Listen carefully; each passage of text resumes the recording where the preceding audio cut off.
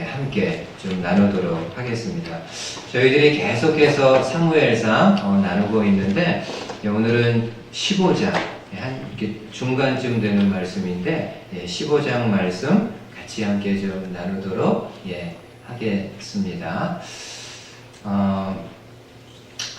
먼저 이렇게 요새 이렇게 우리나라에 관련된 기사를 보니까는요, 이렇게 많이 나오는 단어 중에 하나가 제가 개인적으로는 이렇게 반면교사라는 단어가 이렇게 좀 많이 등장하는 것 같습니다. 특별히 대통령이 새로 이제 뽑혔는데 대통령이 처음에 이렇게 좀 하는 그 말들 가운데 반면교사라는 말을 이렇게 많이 좀 사용하는 것 같습니다. 뭐 이전 정부를 반면교사 삼겠다, 역대 정권들을 반면교사 삼겠다, 그리고 본인이 일했었던 참여정부 정권도 반면교사 삼겠다. 이렇게 대통령이 지금도 초반이지만은 처음 이렇게 당선된 이후에 반면교사라는 단어를 많이 이렇게 좀 사용한 것 같습니다. 여러분, 반면교사가 어떤 뜻인가요? 여러분이 아는 것처럼 반면, 나랑 반대쪽에 있는 사람 혹은 나랑 반대쪽에 있는 의견들 가운데에서도 뭐 좋건 나쁘건 간에 필요하면은 내가 잘 이렇게 가르침을 받겠다는, 교훈을 받겠다라는 열린 마음이고 겸손한 마음이라고 할 수가 있습니다. 오늘 저와 여러분들이 함께 이 말씀을 나누게 될 때 반면교사의 마음을 가지고 오늘 말씀을 좀 받았으면 좋겠습니다. 여러분, 오늘 본문은요, 아말렉 사람 그리고 사울 왕이 하나님 앞에서 잘못한 부분을 언급하고 있는데, 그들의 잘못을 그냥 잘못으로만 보고 끝내는 것이 아니라 그들의 잘못을 우리가 반면교사 삼아가지고 저와 여러분들의 신앙에 조금 더 나은 모습은 어떤 것이 있을 수 있는지를 함께 좀 생각해보는 그러한 시간을 좀 갖도록 하겠습니다. 여러분, 오늘 본문은 사울 왕이 아말렉과 전쟁하는 내용을 소개하고 있습니다. 여러분, 사울이 이스라엘의 왕으로 재임하고 있는 동안에 많은 나라들과 전쟁을 했는데 주로요 이 블레셋 나라와 전쟁을 많이 했습니다. 그렇다고 블레셋하고만 전쟁을 한 것이 아니라 주변에 있는 여러 나라들하고도 전쟁을 했는데 그 중에 아말렉이라는 나라가 있습니다. 오늘 말씀을 보게 되면은 사무엘 선지자가 사울 왕에게 하나님의 말씀을 전해줍니다. 어떤 말씀인가요? 아말렉을 쳐서 심판하라. 하나님이 지금 사무엘을 통해 사울에게 이야기합니다. 아말렉 족속을 쳐서 심판하라. 그러니까 지금 하나님은 이스라엘을 통해서 아말렉을 심판하려고 하는데 아주 철저하게 하나님이 아말렉을 심판하려는 모습을 볼 수가 있습니다. 한번 여러분 3절 말씀 한번 보십시오. 아이들하고 이렇게 예배 드리는 분들은 신경이 많이 쓰이시잖아요. 그래도 그냥 아이들 이렇게 그냥 놔두시면 됩니다. 그냥 이렇게 신경 쓰지 마시고 그냥 아이들 그냥 놔두시면 될 것 같아요. 자, 3절 말씀 한번 보십시오. 뭐라고 말씀하시는지. 지금 가서 아말렉을 쳐서 그들의 모든 소유를 남기지 말고 진멸하되 남녀와 소아와 젖먹는 아이와 우양과 낙타와 나귀를 죽이라 하셨나이다. 여러분, 하나님은 사울에게 어떻게 아말렉을 심판할 것을 말씀하시나요? 아말렉에 있는 모든 것들을 다 진멸하라. 아말렉에 있는 사람들, 남녀노소는 물론이거니와 심지어는 그들이 가지고 있는 가축까지도 남기지 말고 다 진멸할 것을 말씀을 합니다. 여러분, 하나님이 이처럼 아말렉을 이렇게 심판하시려고 하는 이유는 뭘까요? 이렇게 남녀노소 또 그들이 가지고 있는 가축들, 인간적으로 볼 땐 가축들이 무슨 죄가 있나 이런 생각이 드는데, 그럼에도 하나님은 아말렉을 진멸할 때 사람들뿐만이 아니라 가축들까지도 다 진멸하라고 하는데, 도대체 왜 하나님이 이렇게 할까? 이유가 있습니다. 여러분, 창세기에 보면은요, 이 아말렉은 누구의 후손인가 하면은 에서의 손자라고 나와 있습니다. 그러니까 아말렉은 에돔 족속의 후예라는 것을 우리가 알 수 있습니다. 그러니까 아말렉은 태생부터가요, 근본적으로 이 이스라엘과 좋은 관계를 갖고 있지 않는 사람들입니다. 그리고 실제로 아말렉은 이스라엘 백성들을 계속해서 괴롭힙니다. 성경에 보면은 이스라엘 백성들이 애굽에서 나와서 광야길을 갈 때 그 이스라엘 백성들이 힘겹게 광야길을 가는데 아말렉 족속이 도와주지는 못할 망정요, 여러 가지 많은 방해를 하게 됩니다. 결국 어떻게 됩니까? 이스라엘과 아말렉 사이에 전쟁이 일어납니다. 이스라엘이 애굽에서 나온 지 얼마 안 되었을 때 하도 아말렉 사람들이 그 광야길을 방해하니까는 결국에는 이스라엘과 아말렉 사람 사이에 전쟁이 일어납니다. 근데 그때요, 출애굽기 17장에 보면은 아말렉에 대해서 하나님이 이렇게 말씀하십니다. 한번 보세요. 그리고 16절은 영어로도 되어 있으니까는 한번 여러분이 좀 보시기를 바라겠습니다. 제가 읽어드릴게요. 13절 말씀. 여호수아가 칼날로 아말렉과 그 백성을 쳐서 무찌르니라. 여호와께서 모세에게 이르시되 이것을 책에 기록하여 기념하게 하고 여호수아의 귀에 외어둘리라. 내가 아말렉을 없이 하여 천하에서 기억도 못하게 하리라. 그리고 16절 한번 여러분 보세요. 이르되 여호와께서 맹세하시기를. 하나님이 맹세하면서 이야기하는 거예요. 여러분, 하나님이 뭘 갖고 맹세했을까요? 하나님보다 더 높은 분이 없는데 뭘 갖고 이거는 하나님이요, 반드시 그렇게 하시겠다라는 의지의 표현입니다. 여호와께서 맹세하시기를 여호와가 아말렉과 더불어 대대로 싸우리라 하셨다 하여. 여러분, 특별히 16절에 보면은 하나님이 아말렉과 더불어 대대로 싸우겠다라고 말씀하시는데 그 이유를요, 한글 성경은 나오지 않습니다. 왜 하나님이 아말렉과 더불어 대대로 싸우시겠다라고 말씀하는지 한글 성경을 통해서는 이유를 찾기가 힘든데, 영어 성경 중에 NLT 성경을 보면요, 그 근본적인 이유를 생각해 볼 수 있습니다. 여러분, 거기 영어로 제가 NLT를 좀 기록했는데 한번 보세요. 직역을 하면 이렇지 않습니까? 아말렉 사람들은 하나님의 보좌를 향해서 어떻게 했다고요? To raise their fist. 그들의 주먹을 들어 올렸다. 하나님의 보좌를 향해서 그들의 주먹을 들어 올렸다라고 이야기합니다. 여러분, 주먹을 이렇게 들어 올리는 거는요, 어떤 상징인가요? 항거하고 대항하고 대적하는 상징입니다. 잠깐 한번 사진 하나, 그 다음 한번 보세요. 여러분이 잘 아는 사건이 1968년에 멕시코에서 하계 올림픽이 있었을 때 그 육상 경기에서요, 흑인 2명이 금메달과 동메달을 따게 됩니다. 그래서 이제 시상식에서 일어났던 일인데 2명의 흑인들이요, 그 시상식에서 본인들의 주먹을 이렇게 들어 올립니다.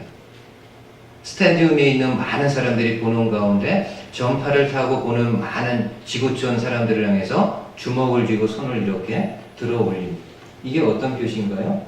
좋아서 환호하는 건가요? 아니요.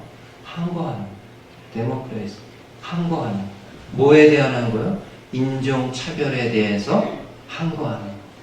차별하지 말아달라, 차별하지 말라라는 항거입니다.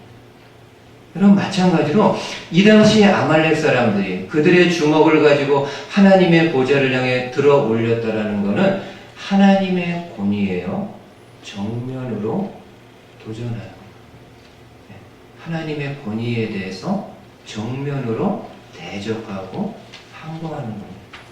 그러니까 지금 아말렉이 이스라엘 백성들하고 싸우는 것은 그 이스라엘 백성들 사람들하고만 싸우는 것이 아니라 그들이 믿고 섬기는 하나님을 향해서도 항거하고 대적하고 대적하는 사람들임을 알 수가 있습니다.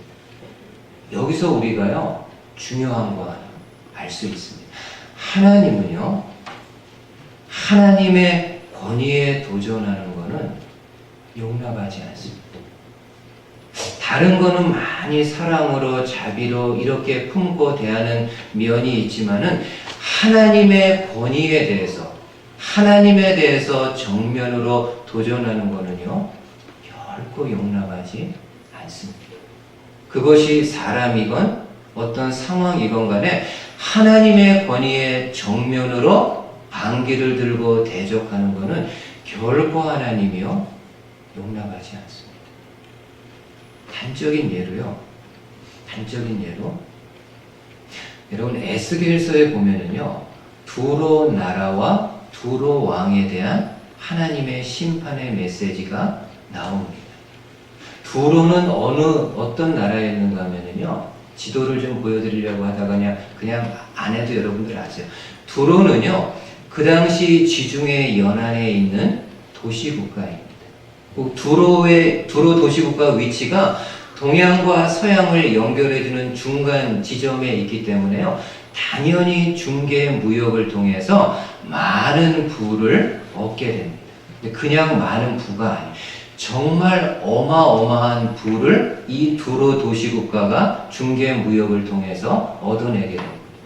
그러니까 그 두로 나라의 왕이 너무나도 많은 금은 보화와 이런 부를 이렇게 형성하다 보니까는 그의 마음이 교만해졌습니다. 어디까지 여러분 교만해졌을 것 같으세요? 에스겔이 소개합니다. 한번 보세요. 에스겔서 28장에 이렇게 말씀합니다. 여호와의 말씀이 내게 임하여 이르시되, 인자야, 너는 두로 왕에게 이르기를, 주 여호와께서 이같이 말씀하시되 내 마음이 교만하여 말하기를. 두로 왕이 뭐라고 이야기하나요? 나는 신이라.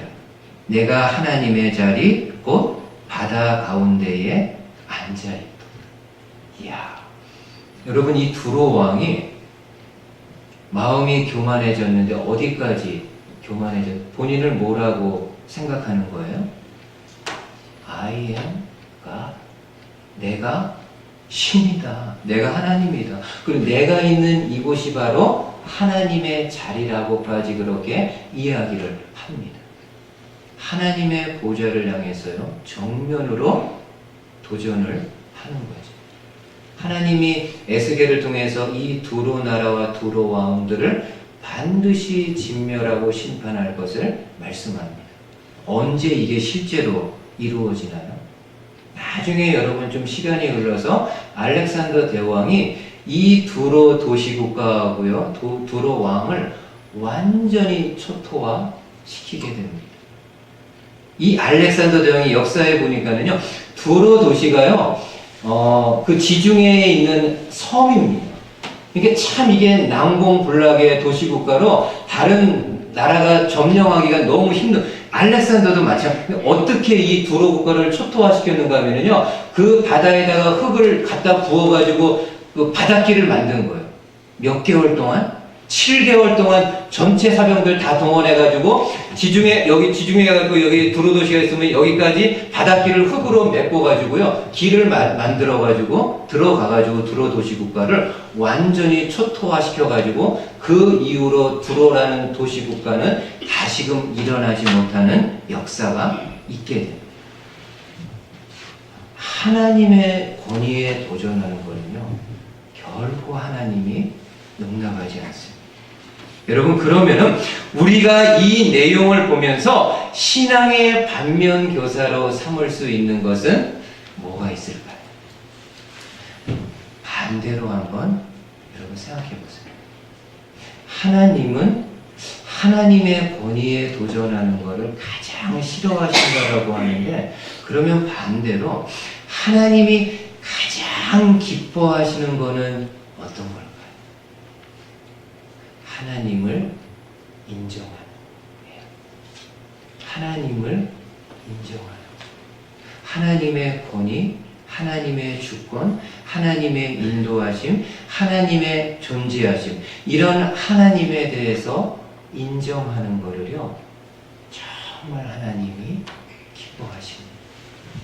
말씀은 보지 않겠지만 여러분들 잘 아는 잠언에 이 말씀이 있잖아요. 너는 하나님을 범사에 인정하라. 그리하면 하나님이 너를 인도하신다. 범사에 하나님을 인정하라.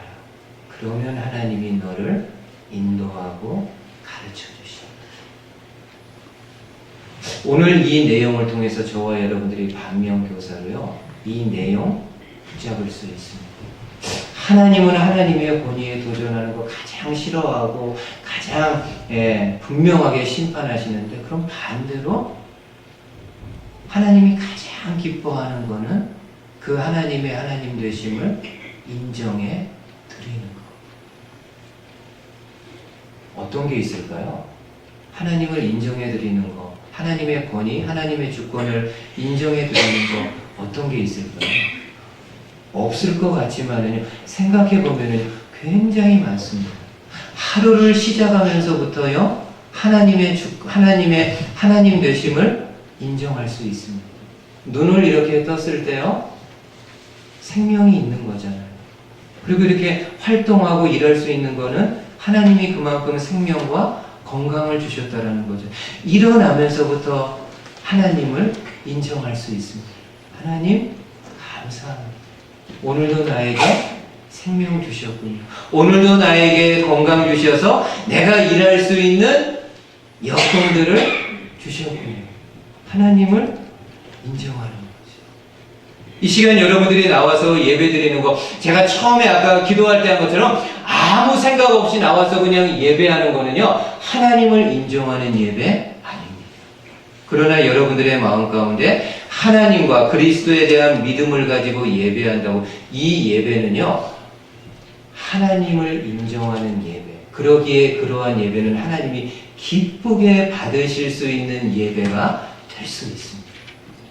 바라기는 저와 여러분들이 일상생활 속에서 아주 작은 부분이라 할지라도 하나님을 인정하는, 하나님이 하셨습니다. 물론 겉으로 볼 때는 내가 똑똑하고 능력이 있어서 된 것처럼 보일 수 있습니다. 그럼에도 겸손하게 내 마음을 가난하게 만들어서, 그럼에도 하나님이 하셨습니다. 하나님이 인도해 주셨습니다. 이런 고백을 하게 될 때 하나님이 가장 기뻐하시는 삶의 모습 드러낼 수 있습니다. 이런 성도님들 되실 수 있기를 주님의 말씀으로 축복을 드리겠습니다. 하나만 더요. 두 번째로 오늘 본문은 아말렉과의 전쟁에서 사울의 또 다른 잘못을 소개해주고 있습니다. 사울이 또 어떤 잘못을 하게 되었을까? 한번 9절, 9절 한번 마지막으로 보세요. 9절에 사울과 백성이 아각은 아말렉 왕을 이야기합니다. 아각과 그의 양과 소의 가장 좋은 것 또는 기름진 것과 어린 양과 모든 좋은 것을 남기고 진멸하기를 즐겨 아니하고 가치 없고 하찮은 것은 진멸하니라. 여러분 생각해 보세요. 하나님은 사무엘을 통해서 사울에게 어떻게 아말렉을 심판하라고 말씀하셨나요? 아말렉과 관계된 모든 것들은 사람이건 가축이건 남기지 말고 다 진멸할 것을 말씀하셨습니다. 근데 사울은 어떻게 합니까? 이 하나님의 말씀에 순종하지 않습니다. 그러니까 본인 소견에 좋은 대로, 본인 눈에 좋게 보이는 대로 가치 없고 쓸모없는 것들은 다 진멸했지만, 사람이건 가축이건 가치 없고 쓸모없어 보이는 거, 하찮은 것들은 다 진멸했지만은 본인 눈에 보기에요 기름지고 좋은 것들은 전리품으로 다 이렇게 남기게 됩니다. 그러니까 하나님의 말씀에요 순종하지 않은 거죠. 여러분, 하나님의 말씀에 불순종하는 거는요 하나님을 대적하는 것과요 별반 차이가 없는 일입니다. 우리가 하나님을 대적한다고 할 때 뭐 거창하게 정말 막 이렇게 해야지 하나님을 대적하는 걸로 여기는데, 하나님의 말씀에 불순종하는 것은 하나님을 대적하는 것과요 많이 일맥상통합니다. 여러분, 지금 아말렉 같은 경우는 하나님을 알고 믿지 않는 가운데 하나님을 대적했지만은, 사울은 어떻습니까? 하나님을 알고 있고 믿고 있는 가운데 하나님을 대적합니다. 사울이 어떻게 하나님을 대적합니까? 아말렉은 하나님을 향해서 그들의 주먹을 들어서 하나님을 대적하는 모습을 보였는데, 사울 왕도 자신의 손을 들어가지고 주먹을 쥐고 손을 들어서 하나님 앞에 하나님을 대적하고 항거하는 모습은 드러내지 않았지만은, 그 마음으로, 그 생각으로, 그 삶으로 하나님의 말씀을 순종하지 않는 모습을 드러냅니다. 이게 여러분 하나님을 향해 항거한 거 아닌가요? 하나 더 좀 예를 쉽게 좀 들어보면, 저희가 지금 자녀들 다 키우고 있지 않습니까? 자녀들이 참 힘든 기간 가운데 하나가 사춘기를 지날 때입니다. 그 사춘기 기간 동안에 자녀들이 어떻게 합니까? 부모에게요 항거합니다. 부모에게 대듭니다. 부모에게, 기성세대인 부모를 대적합니다. 그러니까 그건 자녀가 그 사춘기 본인의 정체성을 알아가고 세워가는 과정에서 그 부모가 가지고 있는 권위라든지 이런 거에 대해서 반대하고 항거하고 대적합니다. 자녀들이 어떻게 부모에게 대적하나요? 많은 경우가요 부모의 말을 안 듣습니다. 그렇게 이야기하는데도요 안 듣습니다. 오히려 청개구리처럼 반대로 행동합니다. 마찬가지로 하나님의 말씀에 순종하지 않는 것은 하나님을 대적하는 것, 하나님을 향해 항거하는 것과요 같은 일입니다. 그럼 이제 한번 마지막으로 생각해 보세요. 우리가 이 사울의 이러한 모습, 이 내용을 보면서 신앙의 반면교사로 삼을 수 있는 것은 어떤 게 있을까요? 여러분, 우리는 하나님의 말씀에 대해서요 좀 오해하거나 부정적으로 생각을 가지고 있습니다. 어떤 오해인가요? 왜 하나님은 우리에게 이런저런 말씀 주셔가지고 나를 괴롭게 하지, 나를 귀찮게 하지, 나를 이렇게 간섭하지, 말씀을 통해서 이거 하지 말라 저거 하지 말라 하고 싶은데 정말 하지 말라, 이거 하지 말라 저거 하지 말라. 또 반대로 어떤 거는 하고 싶어요. 근데 하나님이 말씀으로 이거 해라, 하지, 근데 이거 해라 저거 해라 하고 싶지 않은데, 정말 하고 싶지 않은데 그럼에도 하나님은 말씀을 통해서 이거 해라 저거 해라 이렇게 말씀하십니다. 왜 하나님은 나에게 이런 말씀들을 주셔가지고 또 내가 이런 말씀들을 알게 하셔가지고 내 삶을 이렇게 피곤하게 하지? 근데 여러분, 반대로 한번 생각해 보세요. 이걸 반대로 생각해 보면은, 하나님은 우리에게요 당신의 말씀을 주실 때 우리를 괴롭게 하려고, 우리를 못 살게 하려고, 우리를 망하게 하려고 당신의 말씀을 주신 것이 아니라, 하나님은 정말 선한 마음, 선한 의도를 가지고 우리에게 당신의 말씀 주셨습니다. 이렇게 제가 한번 소개를 해볼게요. 화면 하나 마지막 한번 보세요. 우리 세대는 그래도 알지요. 예. 사전 오기에 홍수환. 예. 그죠? 예. 건이는 아마 모르겠지. 저희 초등학교 때 흑백 텔레비전으로 예, 저 경기를 본 거니까요. 아버지하고 같이. 예. 1977년 파나마에서 그 권투, 예, 챔피언 결정전이 있었잖아요. 홍수환 씨가 도전자로 도전을 한 거 아닙니까? 근데 그 경기에서 4번이나 홍수환 씨가 예, 강펀치를 맞고 다운이 됐잖아요. 근데도 포기하지 않고 결국에는 홍수환 씨가 예, 펀치를 날려가지고 예, 그 챔피언을 쓰러뜨립니다. 그 내용이죠. 근데 나중에 많은 시간이 이렇게 흐른 다음에요. 홍수환 씨가 권투에서 다 은퇴한 다음에 한 이야기가 있습니다. 제가 그 기사를 보면서 이렇게 좀 마음에 와닿는 부분이 있습니다. 성우 씨 한번 클릭 한 번만 더 해보겠어요? 예. 한번 뭐라고 했는지 한번 들어보세요. 지금까지 링이 인생의 축소판이라고 생각했습니다. 근데 사회에서 일련의 어려움들을 겪으며 인생이 링보다 무서운 곳이라는 생각이 들었습니다. 링에서는 두들겨 맞아 그러기 상태가 되면 말려주는 사람이 있는데 인생에서는 맞고 떨어지면 말려주는 사람 없이 아예 죽이려고 하는 것 같다. 그러니까 본인이 현역 권투 선수로 있을 때는 권투가 링 위에서 싸우는 것이 인생의 축소판, 아주 처절하게 싸우는 축소판으로 생각했는데 링에서 떠나서 사회생활을 하면서 사회가 링보다 더 살벌한 곳이라는 것을 느꼈다는 거예요. 가장 큰 이유가 뭐라고 본인이 이야기합니까? 링 위에서는 그래도 두 선수가 죽기 살기로 싸우는데 한 선수가 이렇게 많이 맞아서 그러기 상태가 되면은 레프리가 있어서 말려준다는 거예요.